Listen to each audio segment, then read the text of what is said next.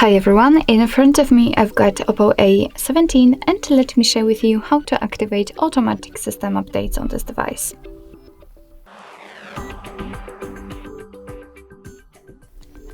So first of all we have to open the settings and scroll down to the very bottom to find About Device.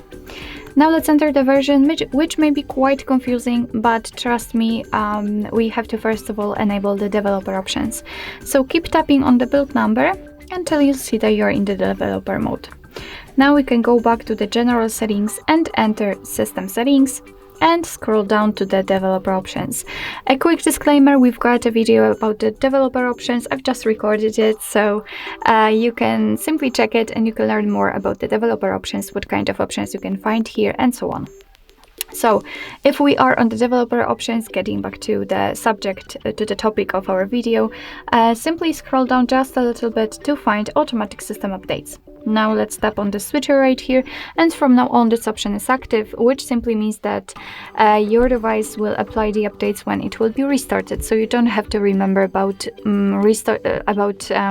updating your device manually, but remember about restarting it from time to time. Of course, you can turn that off the same way. So basically that's all. This is how to activate automatic system updates in your OPPO A17.